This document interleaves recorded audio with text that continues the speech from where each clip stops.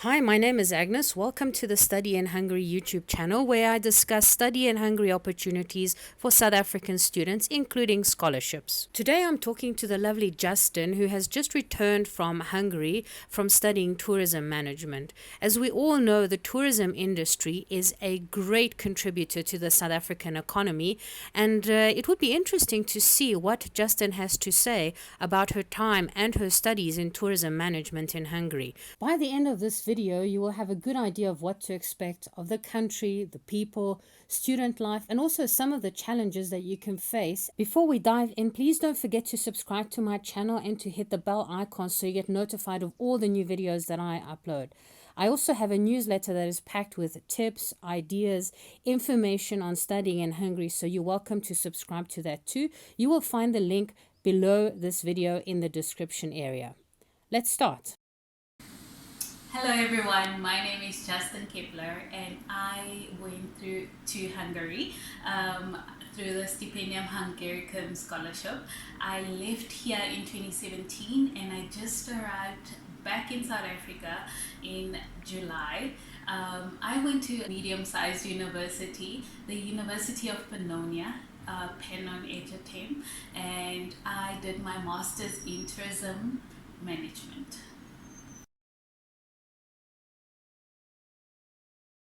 Hungary was an amazing country for me. It's quite small, so you literally walk everywhere.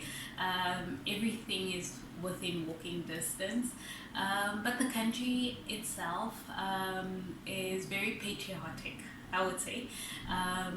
About its language, about its culture, about its food, about its flag. So the flag is so respected as well. But overall, I had a wonderful experience. The country is so green. That's the first thing I noticed when I came back, that it's quite dry in South Africa, but it's so green.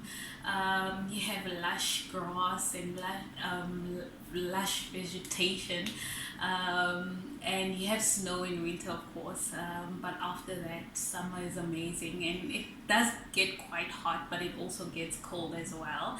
But overall the country is beautiful. Every city you go to, it's just amazing. It has its own character. As a country, it has its own character as a city, so it's quite different from the smaller cities rather. It's quite different from the populous cities. Yeah, and as I said, it has its own character. It's beautiful. Every town has a story, and that's amazing. I went to a few places. My first trip I remember was to Győr, and then from Győr to Koseh. So Koseh is on the border of Austria. That was my first two cities that I got to visit. So obviously Budapest, because you're gonna make some few trips going there and back to Veszprém. And where else did I go? I went to the cities in between the countries as well. So wherever I need, well, whichever city or country I go to, like I went to city Bratislava, Slovakia. So all the cities in between. I went to cities I don't even know the names of them, just passing through, but it was amazing. Yeah.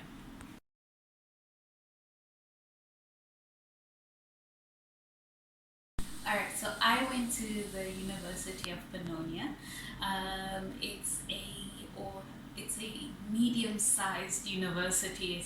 It's not as big as Debrecen or Page, but overall it was a wonderful experience. What it was beneficial for me, or what I would say was a great experience in the change in how universities are conducted here, is that we first of all, classes are small, so you get to sit around in a boardroom like type of classrooms, and your lecturer pays attention to you, and instead of just trying to get through the through the lesson for the day. I think it was more the type of learning was more, it wasn't just getting done for the lecturers, but it was a discussion. Things were always up to discussions. Lecturers always listened to us. What is also beneficial is, as your classmates, you get to interact with them. You really grow as a family as you do your program. We got to interact with the lecturer or the professor in a more intimate manner. We got to debate our thoughts and our concepts and how we feel about our industry or about what the activity is about. So definitely that was very beneficial for us. And on group projects, you are working with people that you that feels like family to you. So they kind of know your mind. You kind of know what type of leadership skills others have, so okay, I should be in that group, or I should work with this person, or I need to learn more from that person. So that's how we grew together as a class. And yeah, I would say getting to a lecturer was easy. We could even text them when we needed to, and that was quite weird for me. But yes, and I remember my first class, and a lecturer has never asked me this before. And she came in and she's like, "Hi everyone," and we just said hello, and she's like, "You guys look nervous. Why are you nervous?" And we're like, "No, we're not nervous. We're probably just excited." And she asked us 2 questions. Have you had enough sleep?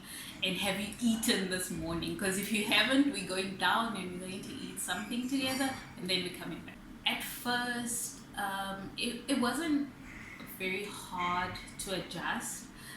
For me, it felt like the education isn't particularly meant to, how can I say this? It's not meant for you to fail, but it's meant for you to learn.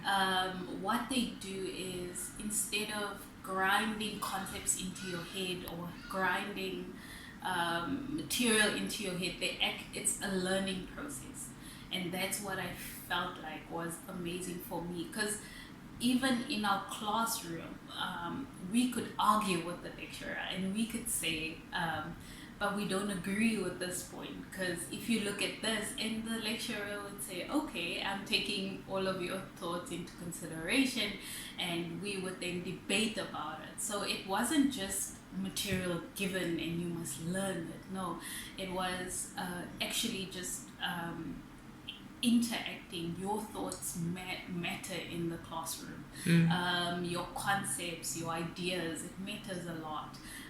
Also with practicality, like because of my course, we needed some practical elements in it, and it was very accommodative. They had people guest lecturers come in from our industry all the time to explain, material to us, and that was the best way of learning, because you learn from someone else, and it also gave you an idea on which direction you want to go within the industry, and it also broadens your mind on stuff that you never knew before.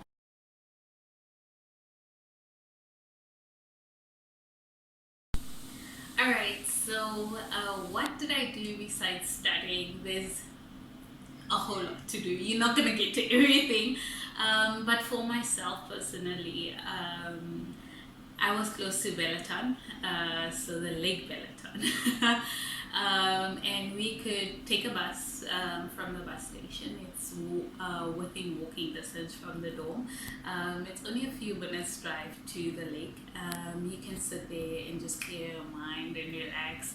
And what we used to do as a group, as a class, because after all, they become your friends. So we would just every 2 weeks, every 3 weeks, we would gather together and all go to the lake. Even if it's cold, it's okay. We would go down there and just to look at the lake, just to relax and get out of the dorm or get out from the city. What else did I do? I had a lot of how can I say, extramural activities or with my course. So I went to many wineries, and I didn't know before Oh, that Hungary produces so much wine around Balaton. So we went to many wineries. We went to conferences. So you can also choose to go to conferences, whether just like I said earlier, Kosek or just another city. And besides that, every Friday I used to get together with other Christians in Veszprém, and we would go to our prayer sessions on Friday, and then on Sunday I would go to church service. And what else? Yes, besides when we don't have school or don't have exams and tests, we would travel. So Hungary is a good location. It's a central location to all the other countries. So we used to travel a lot, or whenever we could. And then some shopping trips to Budapest, always needed, and it's always good as well. And yes, just coming together, and we had the forest not so far from my dorm as well.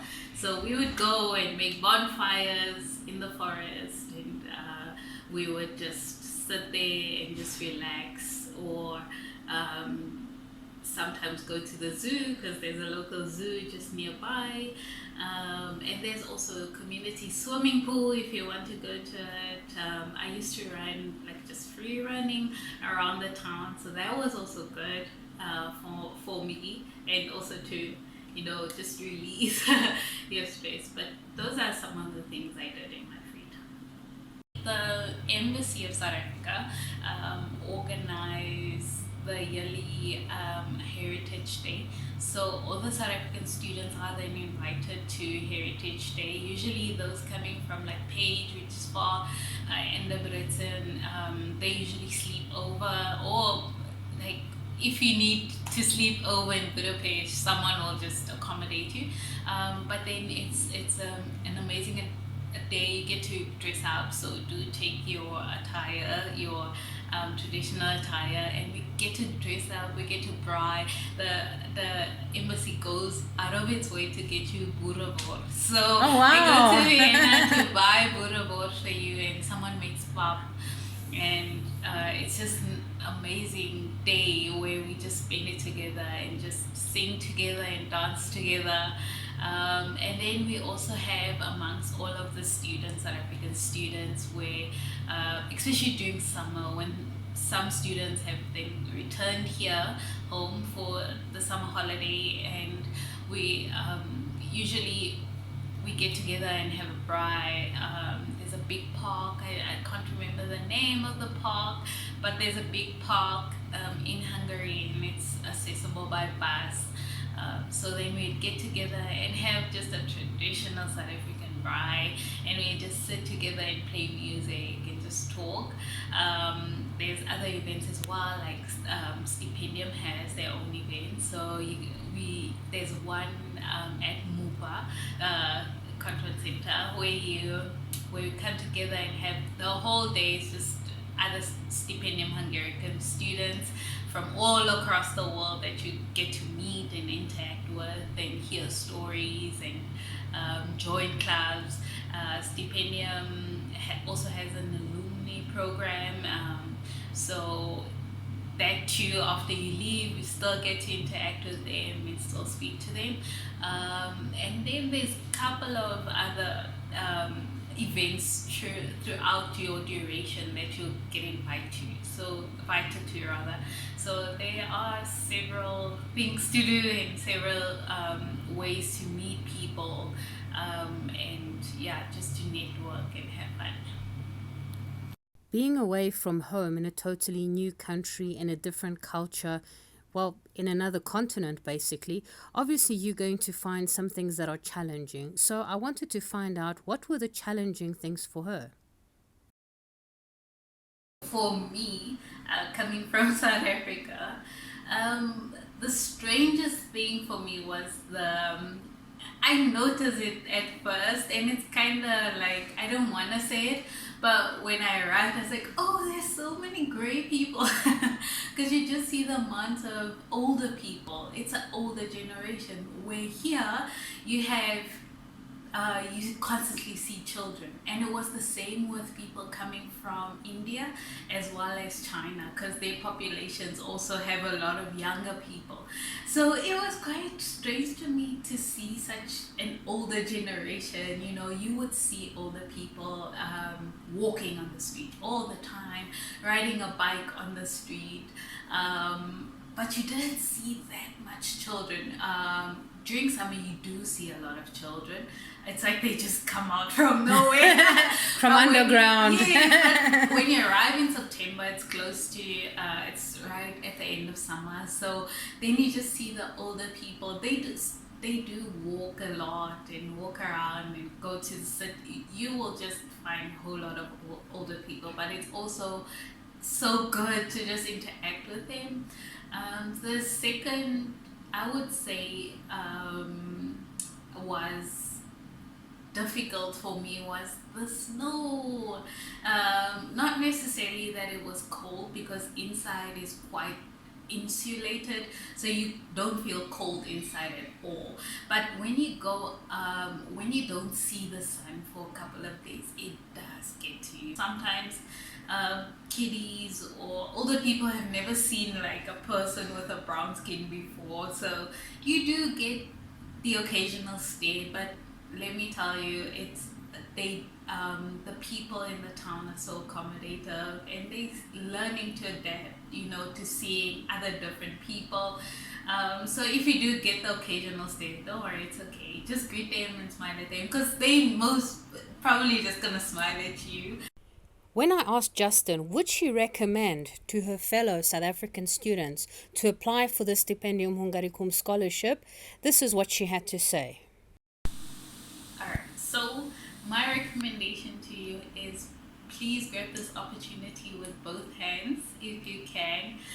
Do apply, and if you feel like you won't make it, or there's no chance, trust me, I never thought I'd be able to study abroad. And this opportunity came along, and I just applied, and I just said to myself, I don't know what's gonna happen. Maybe I'm gonna be selected, maybe not. And it was my year. I was among the students for the first South African intake in 2017, so that was exciting too. So you never know, just apply, and get yourself ready for snow. Get yourself ready to work with people from all around the world. It's an amazing experience. I changed so much. I personally grew so much as a person, not only in the way I speak or the way I present myself, but also how I grew as an individual. And now I know, like, I have leadership skills, and I'm confident. I grew confident, a whole lot of confidence there, and it was just amazing experience. So if you can, do apply, and you never know, you could be heading out to Hungary soon. It's a beautiful country, it's a beautiful nation. The scholarship is very, very generous, I might add as well. So just apply, and all the best.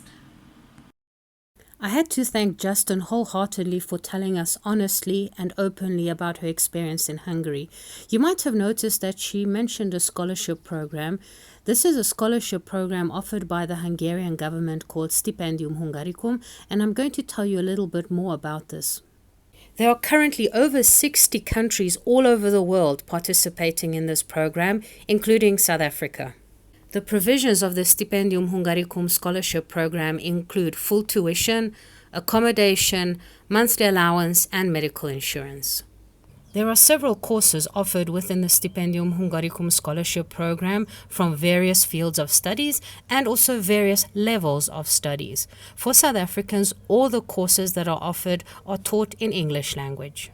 Besides scholarships, Hungary also offers self-financed courses and is becoming an increasingly popular destination among study abroad students because of the affordability of the cost of living and the tuition. If you're a South African student who's looking to get a high-quality European degree and you're interested in studying engineering, social, natural science, business, communication, economics, medicine, agriculture, architecture, computer science, the list is long.